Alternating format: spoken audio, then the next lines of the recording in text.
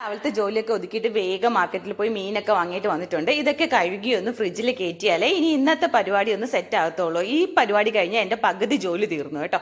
അത് കഴിഞ്ഞ് ഇതെല്ലാം ഒന്ന് പെരട്ടി ഫ്രിഡ്ജിൽ കയറ്റുവാണ്. ഇനി ഇത് നാളത്തേക്ക് ആക്കാൻ വേണ്ടിയിട്ടാണ്. ഇന്നത്തേക്ക് എനിക്ക് കുറച്ച് ചിക്കൻ ഇരിപ്പുണ്ട്. അപ്പോൾ അതൊന്ന് കറി വെച്ചാൽ അത് വേസ്റ്റായി പോകത്തുമില്ല. ഇത് നാളെ എടുക്കുകയും ചെയ്യാമല്ലോ.